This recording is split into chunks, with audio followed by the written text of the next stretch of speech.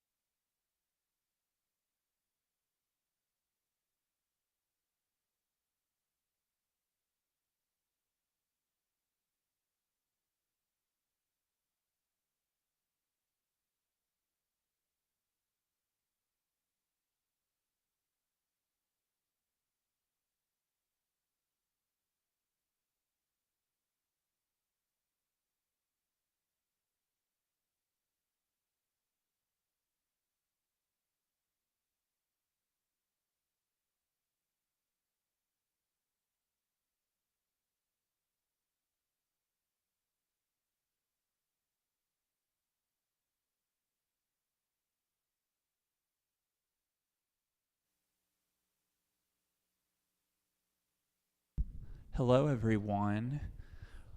Welcome to Woven Today. Just on the front of some announcement type things. One of the things is, if you would like to do art, please feel free to go back into the back and utilize whatever creative skills you want. There are not very many of our Gabies here, but D&D will be resuming in March, so we'll have more details to come next week on that front. Next week, Derek will be back with us, and he will be speaking on redemptive universalism, so that should be fun. And then on the 24th, which is Palm Sunday, we're having a joint service here with Beaumont, and afterwards there'll be pizza and cake, so you won't have to worry about food afterwards, and we'll just get to hear stories from John, Derek, Tawana, and Kristen about how Woven came to be.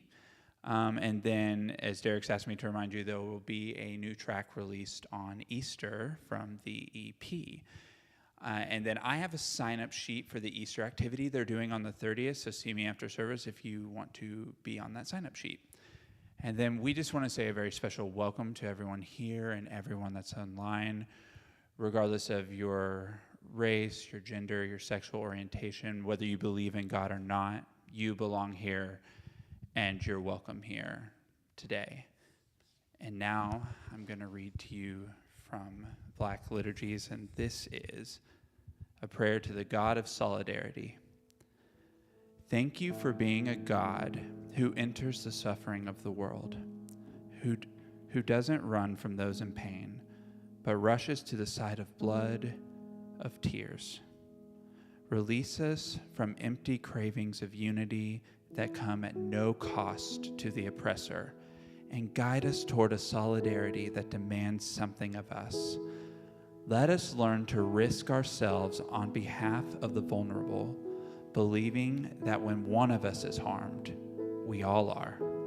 Help us to remember that justice and liberation are not a scarcity, and that our survival and dignity are wrapped up in one another.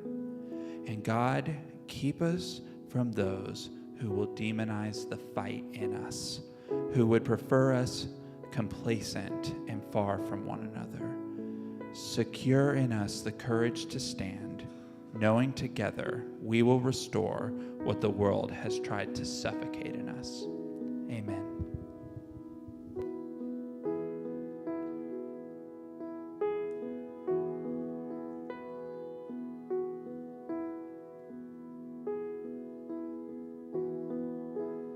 Well, I'm Caroline. I'm so excited to be with you all today. And so feel free to express however you need to, whether it's resting and receiving, or just taking a breath, or singing if you feel led. I'm just going to sing over us today as we rest in the presence. I love you, Lord, for your mercy never fails me. All my days I've been held in your hands. From the moment that I wake up until I lay my head, I will sing of the goodness of God. 'Cause all my life you have been faithful, and all my life you have been so, so good. With every breath that I am able, oh, I will sing of the goodness of God. I love your voice. You have led me through the fire in darkest night. You are close like no other. I've known you as a parent, I've known you as a friend, and I have lived in the goodness of God. And all my life you have been faithful.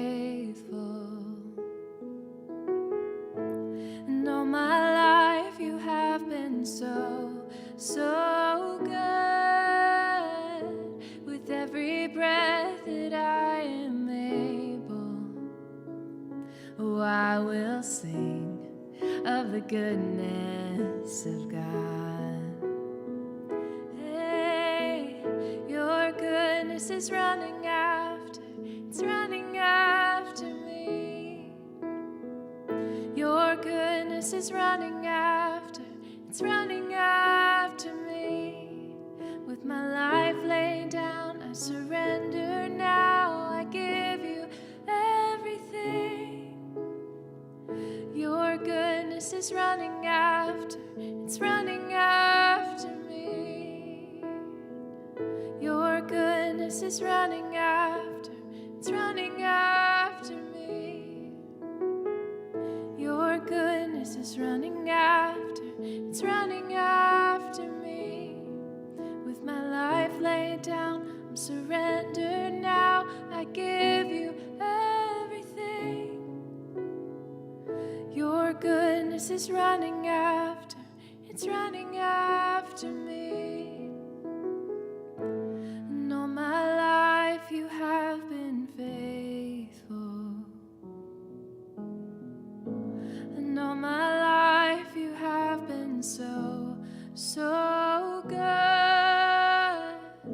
With every breath that I am able, oh, I will sing of the goodness of God. Oh, and all my life you have been faithful. And all my life you have been so, so good. With every breath that I am able, oh, I will sing of the goodness of God. Oh, I will sing of the goodness of God. Oh, I will sing of the goodness of God.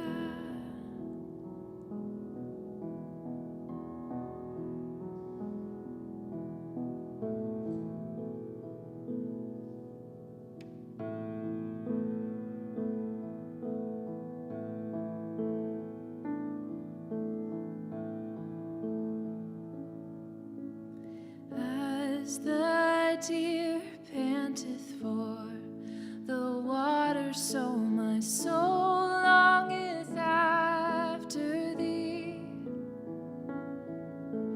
You alone are my heart's desire, and I long to worship thee. You alone are my strength, my shield. To you alone may my spirit yield. You alone are my heart's desire, and I long to worship thee.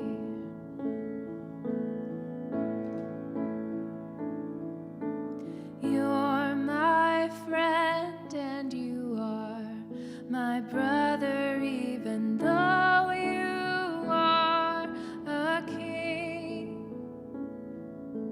I love you more than any other, so much more than anything.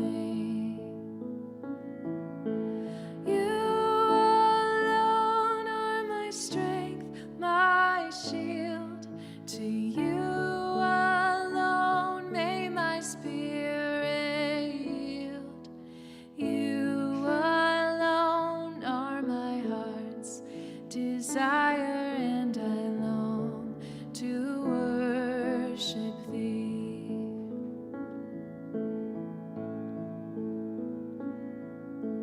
As the deer panteth for the water, so my soul longeth after thee.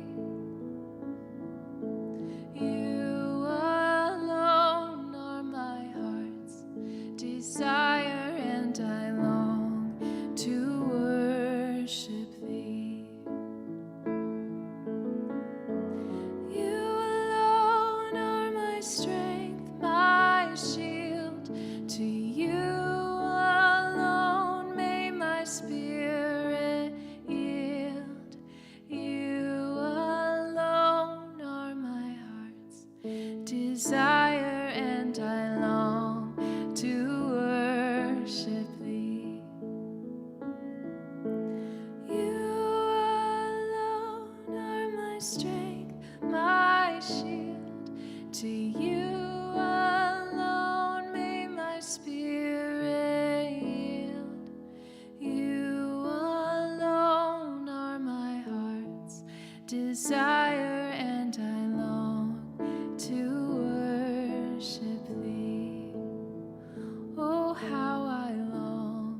to worship thee.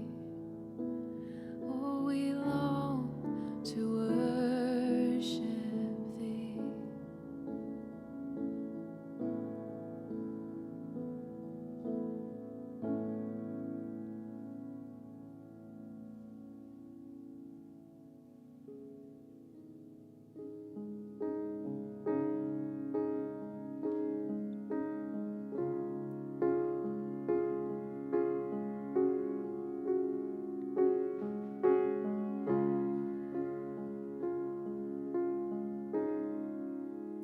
Old things have passed away.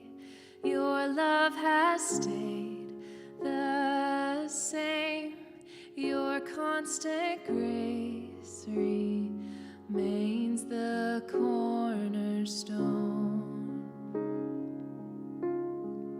Things that we thought were dead are breathing in life again. You cause your sun to shine on darkest nights. For all that you've done, you will pour out our love. This will be our anthem song. Jesus, we love you. Oh, how we love you. You are the one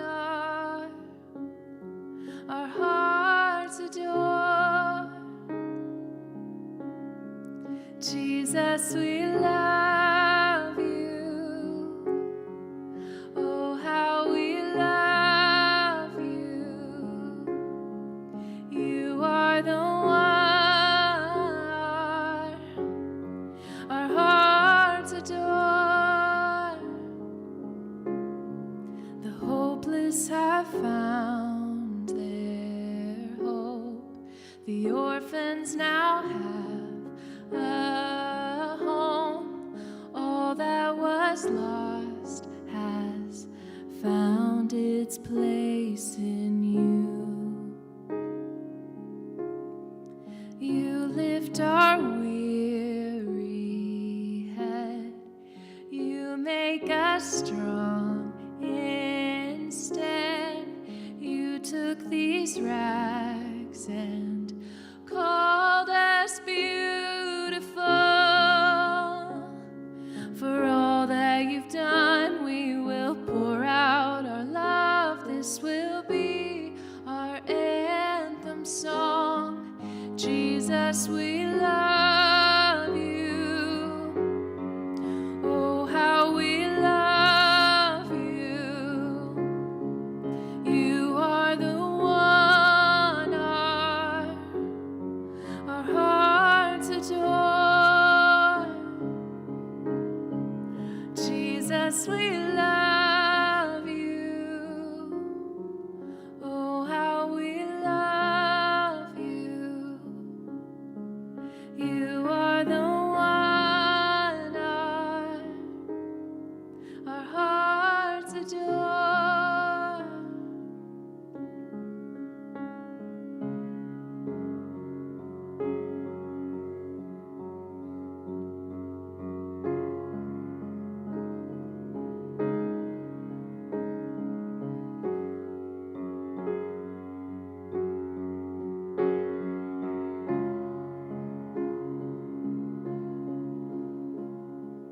Our affection, our devotion poured out on the feet of Jesus. Our affection, our devotion poured out on the feet of Jesus. Our devotion poured out on the feet of Jesus. Our affection, our devotion poured out on the feet of Jesus. Our affection, our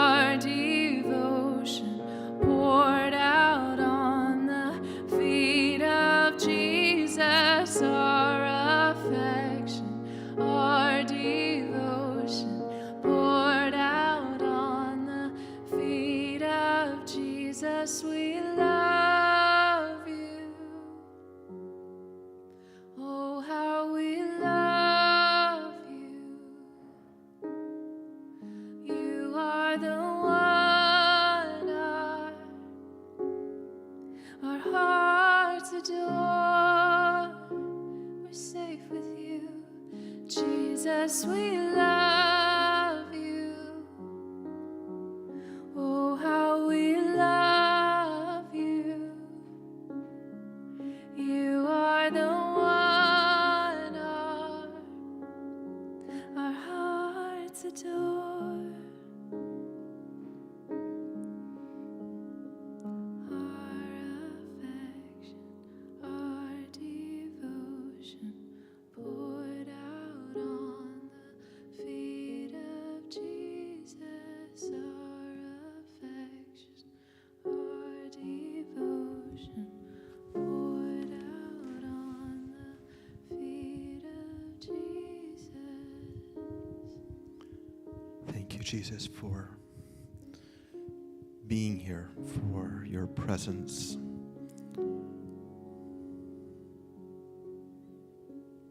Thank you that we get to be church together, we get to be family together.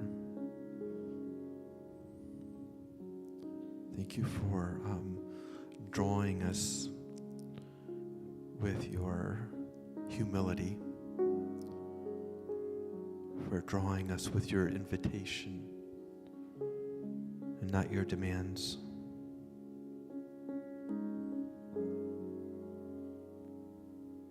And thank you now for this time. In Jesus' name, amen. Caroline, thank you. Thank you. Isn't she great?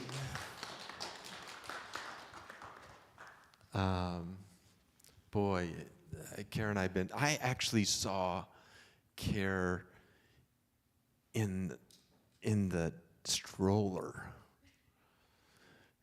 And I've asked her, and she doesn't remember it, but she was a few months old, and her parents we were at a party with her parents, and I got to see little Care. And little did I know that she would become one of the most important people in my life. So thank you.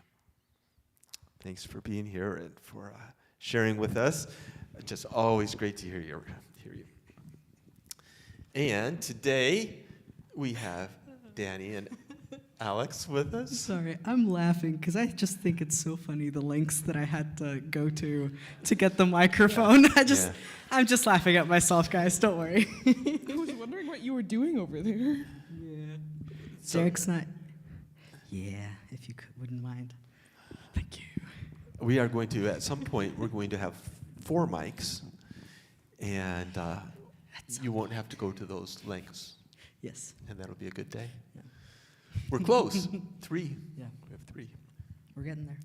So, Danny and Alex, you can probably gather, are from Generation Z.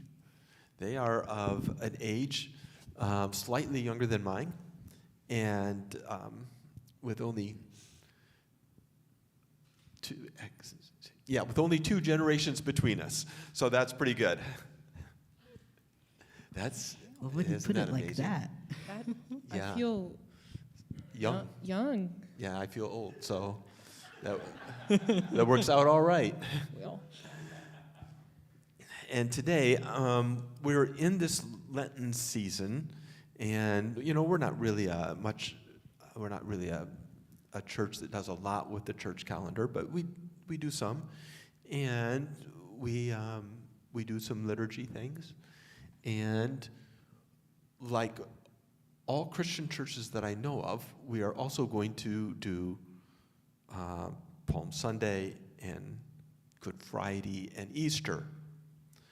And so whatever generation you're in, whatever kind of church you're in, those are things that are going to be done. And so we wanted to look at today what different generations, and specifically Gen Z, how they might think about those things. So in the church, we've always, we've had a certain way that we did Easter and Good Friday. And maybe it's time to revisit some of that. and Lent. And so we've asked these two pastors of ours to, I know it, every time I say that, both of them flinch. Like, Pastor, I don't know. So Pastor Logan, I like just saying it because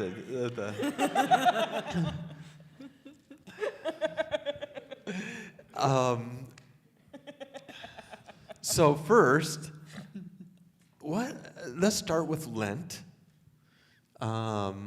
Did your church celebrate Lent? Now, they don't speak for all Gen Z, but they are representative of Gen Z. So what was your experience growing up in church during Lent? So, Danny? Ladies first. Shoot. I never thought that would be said here on this stage. Wow. Well, I love pulling that card. Anyway. he's been pulling that card on me for like 2 years. So I think I grew up United Methodist, so it's not very high churchy, but it's also not very charismatic like Pentecostals would be. So it was kind of like in between, I think, a lot of experiences.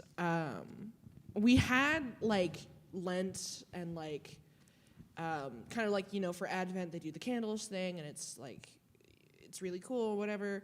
I think my church did Lent in the sense of like, okay, Lent's coming up, let's, like a lot of the time it would be kind of like you could give something up, you don't have to, but also like if you're overweight you should give up food. And also, like, you should, like, use this as an opportunity to get over addictions and stuff. And it's just like, I'm 12. So body shaming started young, started Oh, early. yeah. Yeah, no, for sure. I think for me, as somebody, well, okay, so first of all, fat is not a bad word. So I'm going to be saying fat. I'm not saying it in a derogatory way. I'm just using it as a term. But I grew up fat, overweight, whatever. And so there was always a lot of pressure, like from my mom, from other people. It's usually from other women specifically in the church, where whenever Lent comes up, it's like, oh, you should go on a diet for Lent, or you should give up chocolate for Lent, or you should like do this, this, and this, and this. And it was just like, I have homework. I can't worry about this right now. But I usually ended up giving up some form of food. I did give up chocolate once. I didn't do very good at it because chocolate is chocolate. I mean, who wants to give up chocolate, right? Nobody. And I think, I don't know. I think it wasn't nearly as extreme as the experiences of some other people. But there's still sort of that underlying expectation, I think, with a lot of churches, where it's like, we're not going to straight up say it to your face because then you'll be able to call us on it, but we are going to layer some heavy expectations that you maybe should be doing this, but we're going to tell you that maybe you don't have to, So it's kind of like they layer that expectation and then tell you don't have to, so that way when you actually do it, it's A, they feel better, and B, you feel better, but most of the time you end up feeling worse because you're choosing it, So, anyway. Danny, did you do Lent in Yeah, so Pentecostalism? I grew up Pentecostal, Church of God of Tennessee specifically. So it was highly charismatic, and the particular church that I went to was also very contemporary. So we were invited to give up lots of different things, whatever we were able to, whatever we wanted to. Well, not so much wanted to. Whatever we were able to give up, we were encouraged to give up. Or whatever we were led to give up. Please do. But we were explicitly told that if you have certain dietary restrictions or you couldn't give up certain things, then please don't. Like, if it was concerning your self-esteem, we were told not to do it, but everyone else was basically expected to. And the underlying message was fairly subtle, but I picked up on it, and I thought that it was good, and I learned that it was good. Like my subconscious learned that it was good, and the message was that suffering was good if it was done for the Lord. So in a lot of ways, the church that I grew up in was a glutton for punishment, especially self-inflicted punishment. So Lent was really great for that. Wow. How many of you grew up with an idea of Lent, of giving up something? Okay. Because I didn't grow up I didn't even know what Lent was until probably college. It was not a deal for our church at all. In fact, it was a Catholic thing. So, to be avoided at all costs. Catholicism. Yes. So that's interesting that was on you. And especially I'm interested in the idea of what it means that suffering for Christ is good. Is that? Because it was seen as Christ-like. Like Christ suffered for our sins, so of course we should suffer for him. Well, and there's the verse, which is, take up your cross and follow me. Yep, And that was quoted. That is the winner verse for self-sacrifice, for for guilt. Like, important that you carry a certain amount of guilt with you and a certain amount of shame. I think that's pretty essential. And then that way, Good Friday and the sacrifice of Jesus at Easter hits harder, but then you still feel bad afterwards. Yeah. You know? Yeah.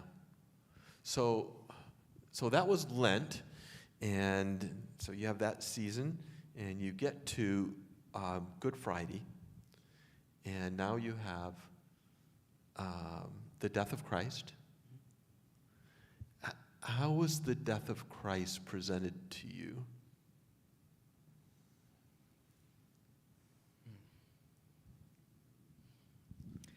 Well, So, was atonement theory a thing for you all growing up? Define atonement theory. So atonement theory is just the ideas of why Jesus died.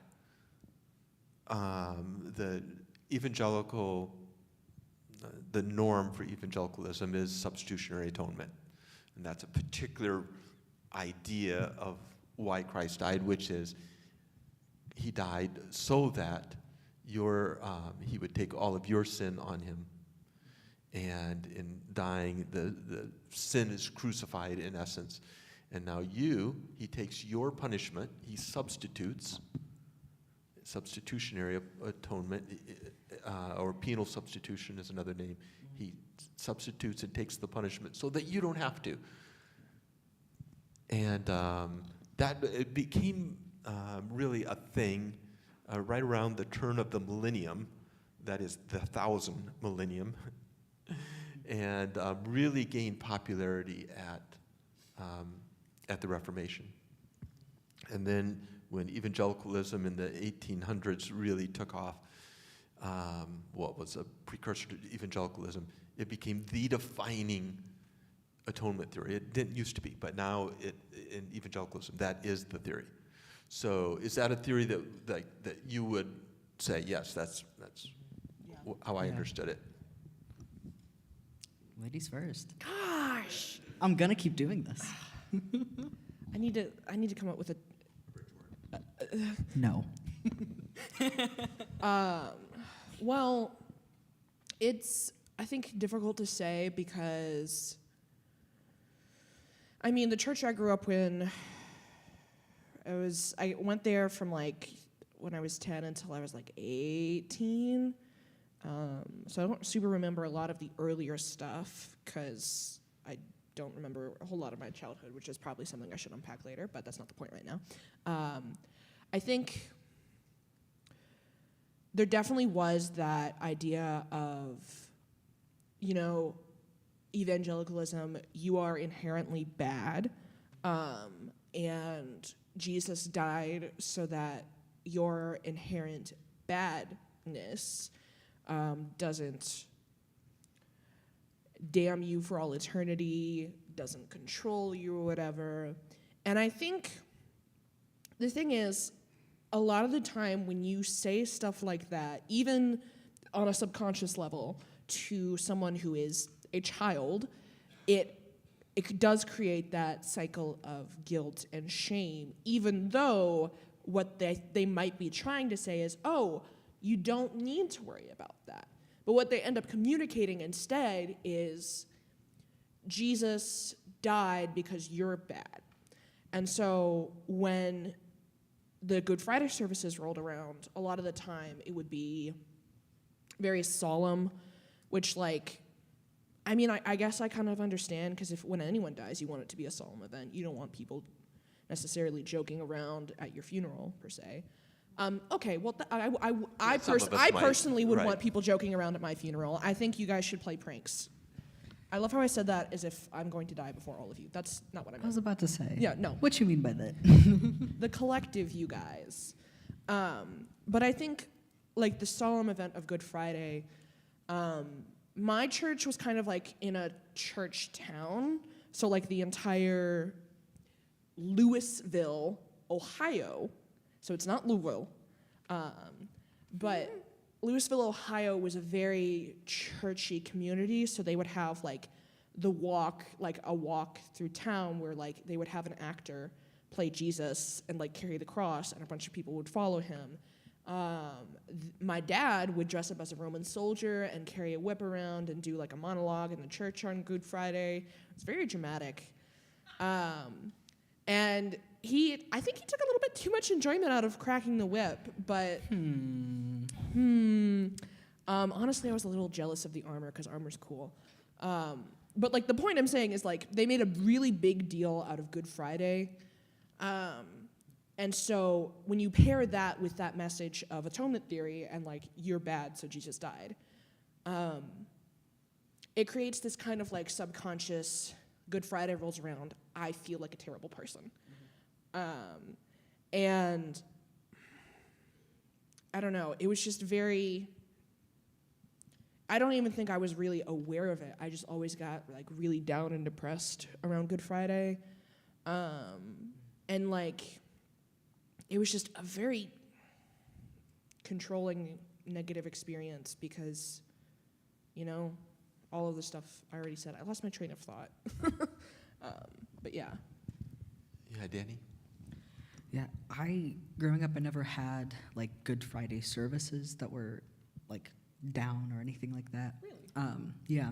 Yeah, I'm a little surprised at that. Yeah, we would have, so for Easter, part of the reason why I didn't have, like, my church, the church that I used to go to, didn't have a Good Friday service is because that is closer to a liturgical thing than it is a contemporary and charismatic tradition. So it's just not part of the typical run-of-the-mill service, I guess. But we would put on these elaborate shows with the sole purpose of winning souls. So it was something that the entire choir, because my church had a big-ass choir that I was part of, we had a whole band, we had extra people from the congregation participate in these Extravaganzas. they were almost like musicals. And it was supposed to depict, and oftentimes it did depict, the suffering of Christ, the dying of Christ, and then the resurrection. So And you just put Good Friday in with Easter. Yeah. And so we would have one or two of these showings on Good Friday. Sometimes we'd have them on Saturday, if I remember right. And then we would have, like, 3 showings of that on Sunday, on Easter Sunday. But they were all the same show. They were all the same show. That sounds exhausting. Oh, believe you me, it was. It was, and, like, I was a young teenager at that point too, and oftentimes I was one of the people participating in it. And I mean, leading up to it, we would have almost nightly rehearsals. Like, it was a big thing. And so it put a lot of pressure on the participants and on the congregation to be moved to tears and to respond. and to come back to Christ. So it was all very manipulative. Yeah, Easter was definitely a very manipulative time. Trying to elicit that emotional response. Exactly. Yeah. Exactly. Yeah. Well, I mean, certainly we've done our share of extravaganzas on Easter. Your Um, guys' are cool though. Well, actually, they were pretty cool, the things we did. They were pretty, yeah, they were pretty great. But it was a tremendous amount of work for sure, and so much time. So, penal substitution is a particular atonement theory. There are plenty of them. The ransom theory is one. By the way, I was in China and talking to a couple young people who they were just wanted to be my friend because I was an American and they had never met an American, and so they were college students. And I thought, this is my big chance. I'm going to tell them the story. And so I told them the story, and I started with Adam and Eve. And as the story developed, it was the ransom story, which is the atonement theory of the ransom is that when we sin, then Satan owns us, like has rights on us. This is the Lion, Witch, and the Wardrobe theory. And so then Satan has authority over us. And when Jesus died, he paid the ransom to Satan so that then we could be free, so that then we didn't have to face the punishment for our sin. So I remember telling this story to these two Chinese dudes, and they're looking at me like, you're American, so I'm going to nod my head, but what crap are you talking about? I mean, like, and I realized in that moment just how stupid I sounded. And yeah, the stupid Americans. And anyway, I think a lot of the atonement theories, when you step back from them, you say, what in the world? That doesn't make any sense at all. Yeah. And funny enough, somehow my church managed to say both of those. Yeah, no, you can Atonement combine them therapies. together, Yeah. for sure. Yeah. Because I heard both the Christ took your place and Christ Paid the paid ransom. the ransom. Yeah. And so It's it in was a our hymns. conflicting. It's in the Bible, so there's that. Yeah, but it was such a conflicting message of you are worth nothing, you are a piece of trash, you are utter filth, scum of the earth. You suck. Yet at the same time, you are somehow worth this dude Jesus giving up his life so that you could live. Like, it's very much hot and cold, hot and cold. And it's just, I'm going to say a bad word, close your ears, but it fucks with you. It really does. And like, as a small child growing up in that, as a teen growing up, my entire identity was based on Jesus giving up his life for me. And so I both felt like I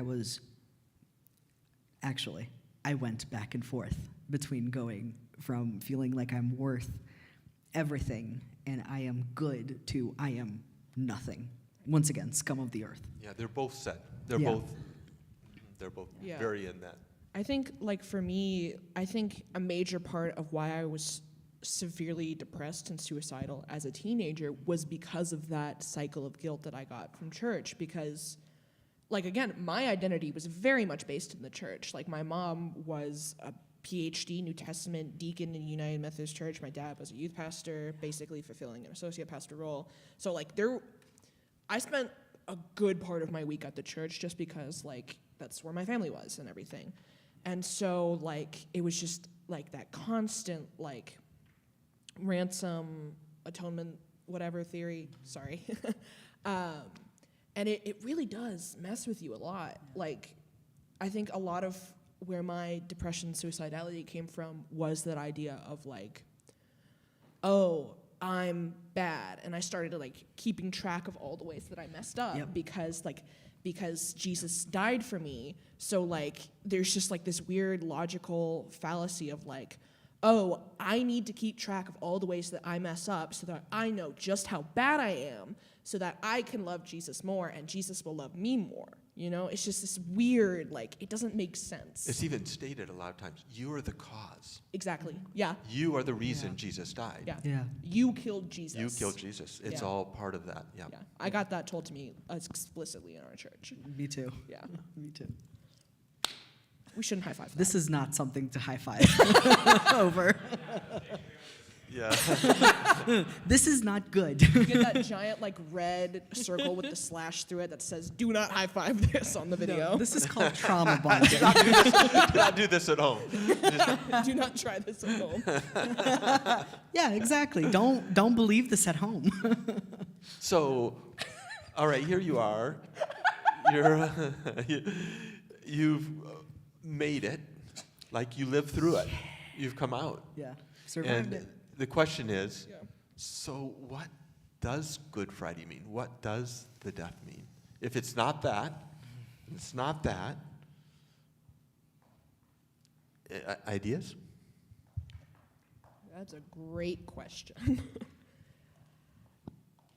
You know, I really struggled to, ever since you had mentioned or questioned more, did Jesus actually have to die? I haven't really wrestled with it yet, but anytime I think about Lent or Good Friday or like what is the point of it, what does it mean to me? What does it mean to people? I struggle because I'm faced with the question of, did Jesus actually have to die? Did he have to suffer? And it's really hard for me to say yes to that question. But it's also really hard for me to say no, because then I have this really long church history and honestly just human history to deal with, where so many people before me and so many people here with me are not celebrating, but are honoring this. And to say that it's all meaningless, it's kind of feels like a cop-out, honestly. So when it comes to the relevance of Lent, of Good Friday, of the death and the resurrection of Jesus, specifically to my generation, I feel like in one way, it's a really good reflection of how our generation is doing. We are suffering. We don't have solid support systems around us most of the time. And the support systems that we have, like Woven, like really good parents, like just good community around us, that's rare. Yeah. I know so many people who don't have that and have continually I can suffered count over that. on less than 2 fingers that. Yeah. Oh, okay. That would be Less one. than 3. No, wait.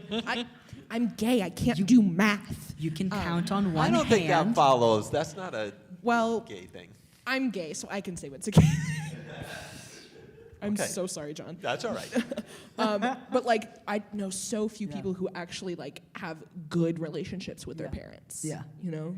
And so the struggle and the pain of Jesus and just Lent as an idea of having to give up something and suffering is what Gen Z is already living through day to day. And it's not just Gen Z, it's the marginalized communities, poor people. Like, it's not exclusive to generations, but it's highlighted, exacerbated by Gen Z experience. So in terms of relevance, there can be a connection made, but the barrier between that connection is the church. Yeah. Boy, that's tweetable or Xable. No, it's. There's more to that, but we don't that, call it. yeah. We don't call it. We don't X. call it that. Well, I don't think most of us use it anymore. Yeah. Like we're trying to avoid it in general. I think in general, Gen Z tends to balk at tradition. Did I use that word right? I have a reader's accent. no, that's right. Okay. That's right. I think I said it in my kitchen the other day, and my mom was like, "What?" Because I said it wrong. Because I've only ever seen it on paper. I think generally Gen Z,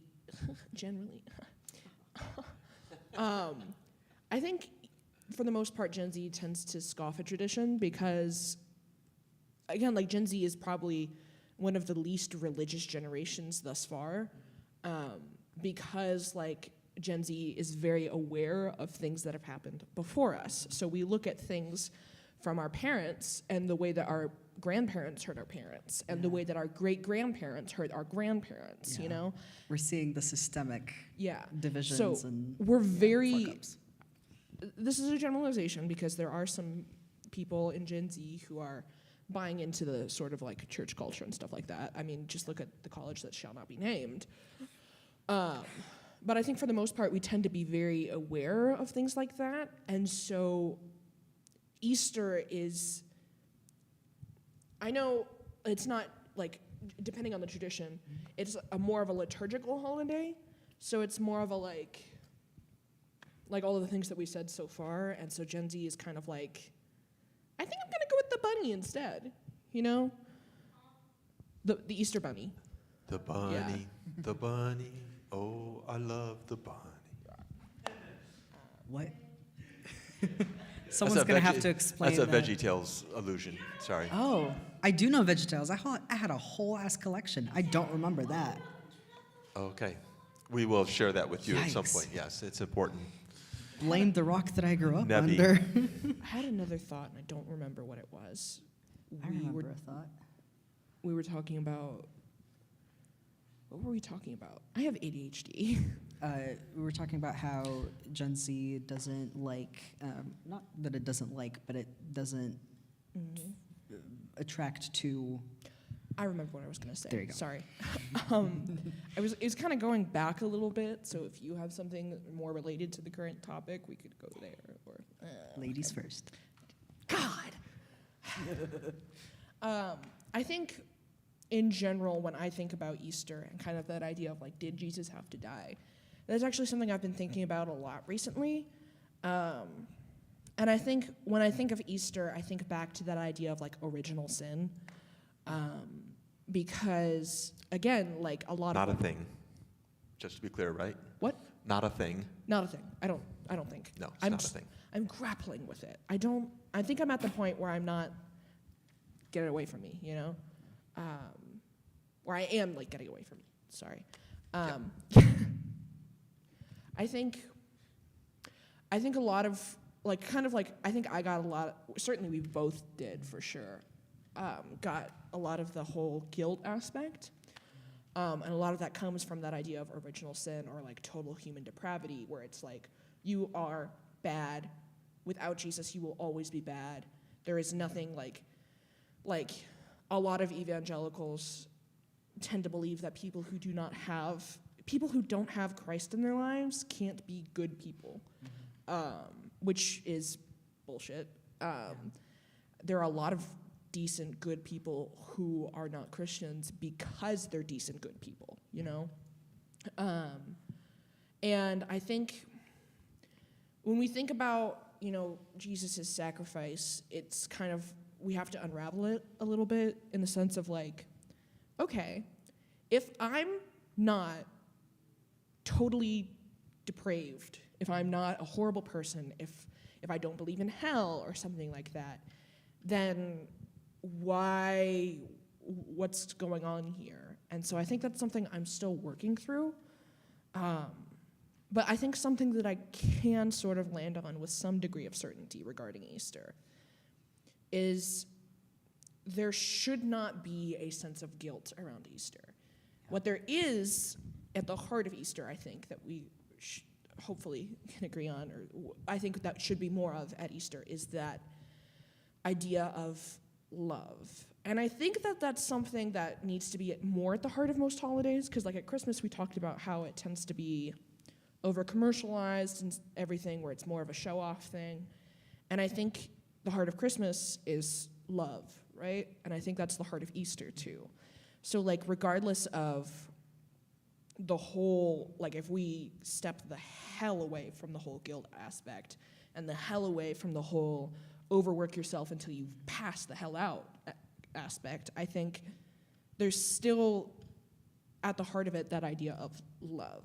It's not Jesus died because we're bad, so he had no choice because he's like, ugh, I guess I have to die. You know? It's regardless of like the whole sin, whatever thing, I think I'm comfortable landing at this spot where Jesus didn't die because I'm bad or I'm horrible.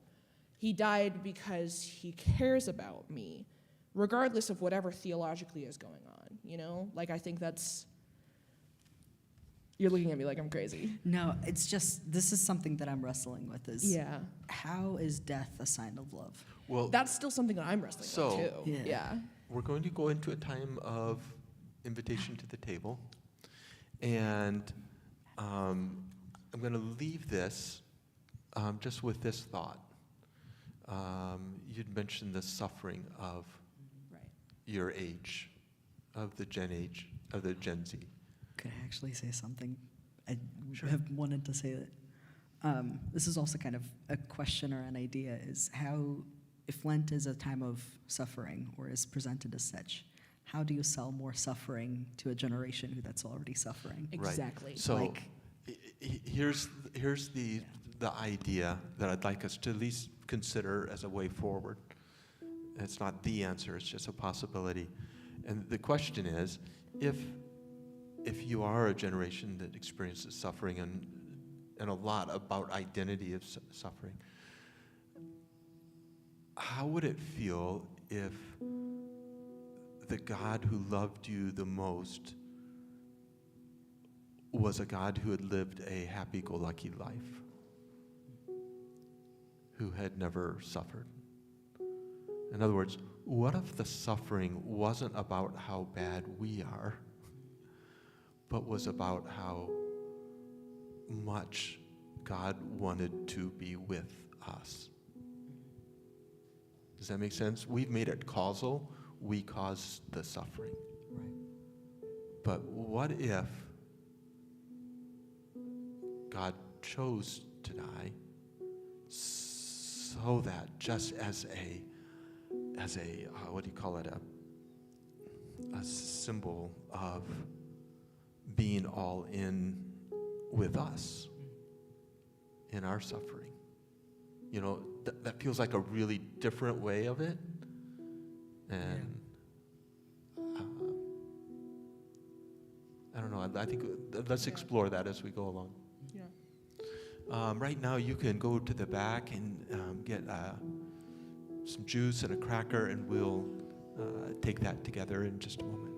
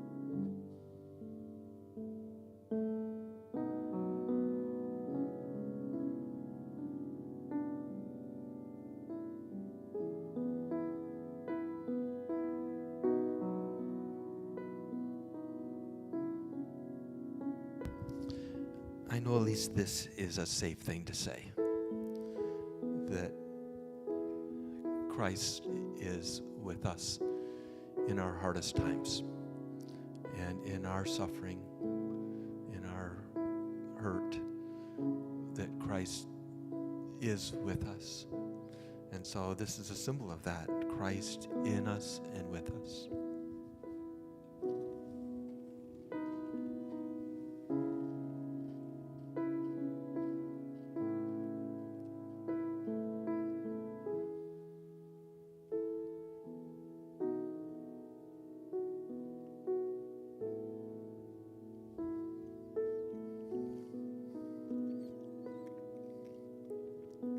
I love the idea of turning the tables on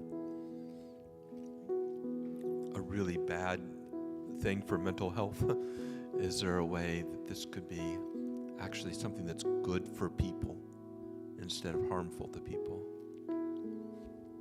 And so we do this in the hope that the way of Christ is good news for people.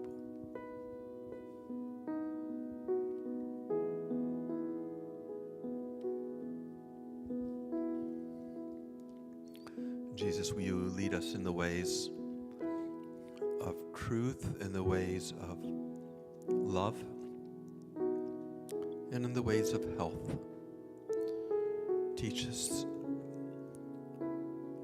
us how for us to understand your suffering and your death in a way that's true to your intent and is true for our life. And thank you that you are a good God who does not desire harm on us, but desires good for us. Thank you for that. Thank you for this time. Now will you go with us continually this week and in the weeks to come, always with us in Jesus' name. Amen. Thank you all for being here. Great to be with you. Danny, thank you especially. Alex, thank you. Kara, thank you. I can't believe I get to do this with you all. What a privilege and honor for me. Thank you all for being here, and we'll see you next week.